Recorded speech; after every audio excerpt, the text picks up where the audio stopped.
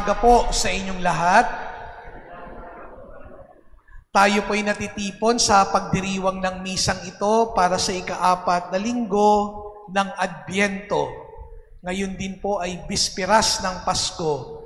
Kaya nasindihan na natin yung 4 na kandila sa ating pong korona ng Adbyento. Tanda na talagang malapit na ang Pasko, no? Ilang oras na lang, no? Pasko na. Kaya nga sa ating pagbasa ngayong umaga, inaanyayahan tayo na muling pagnilayan ang pagtawag ng Diyos kay Maria sa pamamagitan ng Anghel Gabriel. Kung kayo ay nagsisimbang gabi, malamang narinig nyo na rin ang mga pagbasang ito, sapagkat ang parehong pagbasa ay narinig na natin noong 5 araw ng ating pagbimisa de Gallio. Pero sabi nga, sa bawat pag-uulit, parating mayroong bago.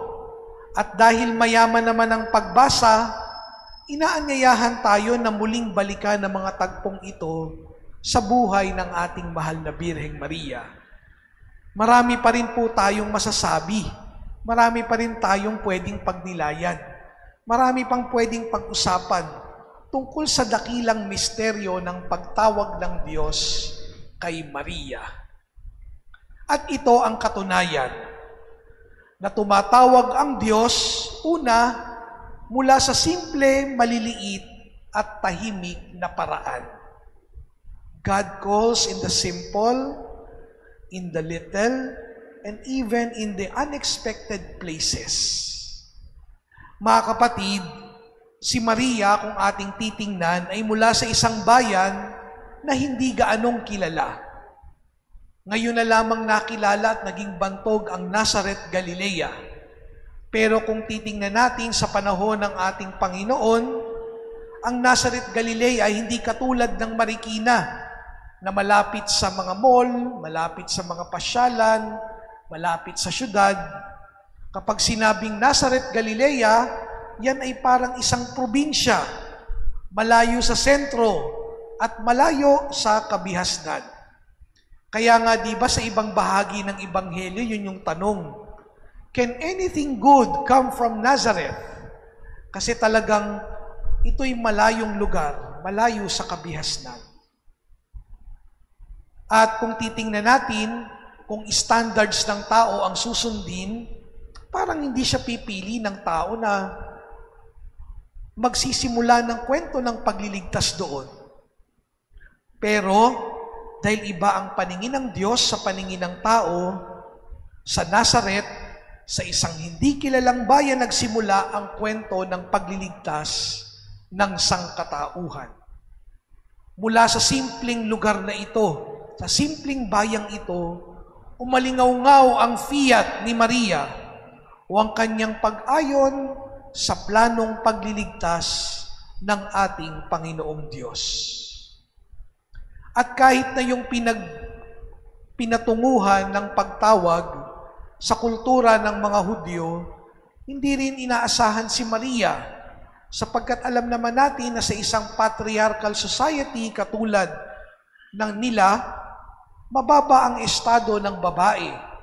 Ang babae nakaasa lamang sa kanyang asawa, mababa ang tingin, walang social stature ang isang babae. Pero iba ang paningin ng Diyos. Si Maria ang hindi inaasahang tagapagdala ng manunubos. Sa sinapupunan ng isang babaeng probinsyana, isisilang ang anak ng Diyos. Mga kapatid, God calls lalong-lalo na mula sa mga simple, maliliit at tahimik na paraan. Sa ating unang pagbasa, ganun din. Narinig natin ang kwento ni Haring David. Sa bahagi ng unang pagbasa, siya ay isa ng dakilang hari. Pero pinaalala sa kanya ng Diyos sa pamamagitan ng ni Propeta Nathan ang kanyang pinagmulan. Yung panahon na nagsisimula pa lang siya. Sabi ng Panginoon, naalala mo ba nung ikaw ay nagpapastol pa lang? Pinapaalala rin ng Diyos yung mga sandali na sinamahan niya itong si David nalipuli ng kanyang mga kaaway, at dahil doon siya'y naging dakila dahil sa tulong ng Diyos. Kaya nga, walang maipagmamalaki itong si Haring David.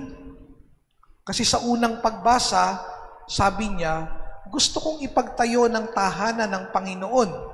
Kasi ako'y nakatira sa palasyo, pero ang kabanang tipan nandoon lang sa tolda. Kumbaga parang walang magandang lalagyan, no? Ang kabanang tipan, no?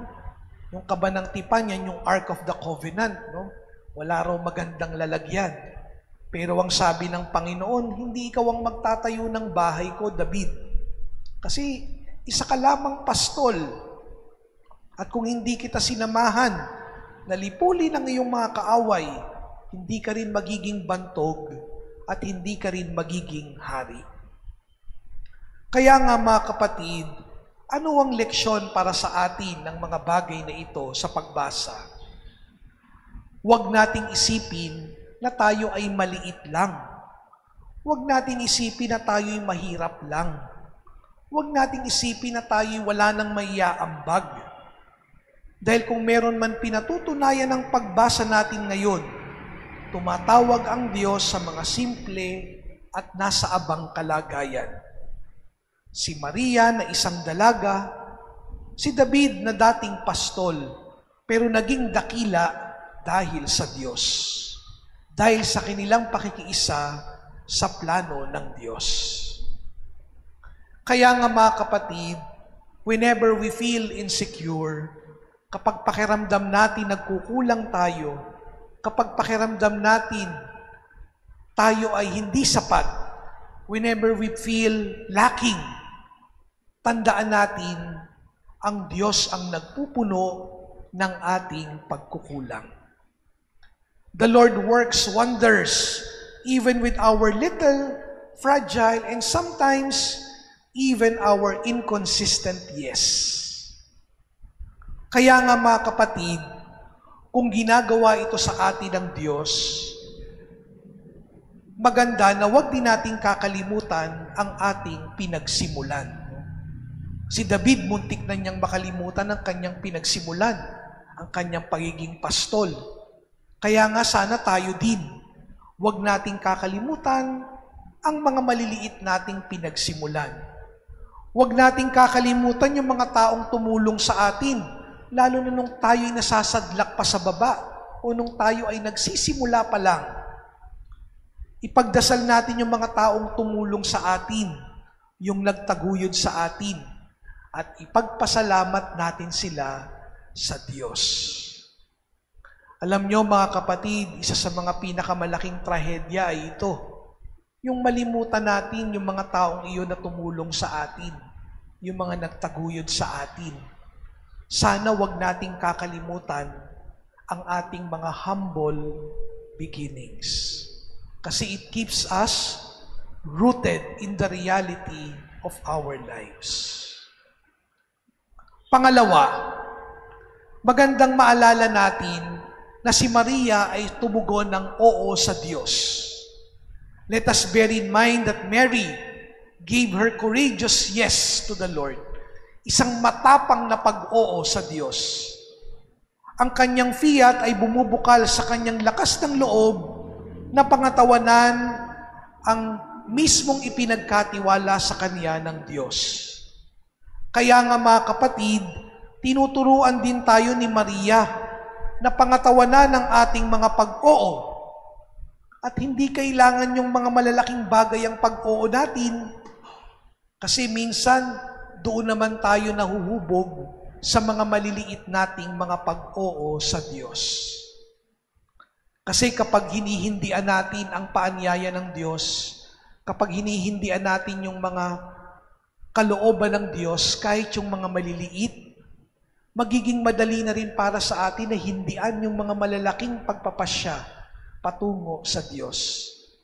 But, kung tayo ay faithful sa Panginoong Diyos sa mga maliliit na mga bagay, yung mga pag-oo natin, ginagawa natin ng may katapatan, mas malaya na, mas madali na para sa atin ang umuo sa malalaking mga bagay. Sabi nga, kapag tayo ay umuoo, meron tayong hinihindian. Sana ang hinihindian natin mas lamang yung mga bagay na malayo sa Diyos. Kasi kung mas marami tayong inuuohan sa mga bagay na malapit sa puso ng Diyos, baka hindi rin tayo tumatahak sa landas ng ating Panginoon. Kaya nga mga kapatid, kung tayo ay umuoo sa mabuti, kung tayo ay umuoo sa paglilingkod ng may kababaang loob, kung tayo ay umuoo sa pagmamalasakit sa kapwa at pagpapatawad sa kapwa, sabi nila, isinisilang na muli si Jesus sa puso natin. Kaya nga mga kapatid, ang aking huling tanong ay ito. What does your life say yes to? Ano yung mga bagay na inuuhoan mo? Our little yeses in our daily lives carries also with it the work of the incarnation. When we say yes to love, when we say yes to goodness, when we say yes to honesty, when we say yes to integrity, when we say yes to forgiveness, Christmas unfolds dahil isinisilang na muli si Jesus, buhay ang Pasko. Kaya nga mga kapatid, ano ang inaayunan mo? Umaayon ka ba sa pag-ibig, kabutihang loob, katapatan, pagpapatawad, integridad?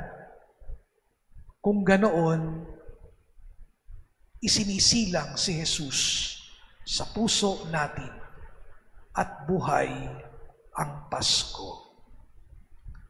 Sa ngalan ng Ama at ng Anak at ng Espiritu Santo. Tumayo po ang lahat. Sumasampalataya ako Sa Diyos Amang makapangyarihan sa lahat na may gawa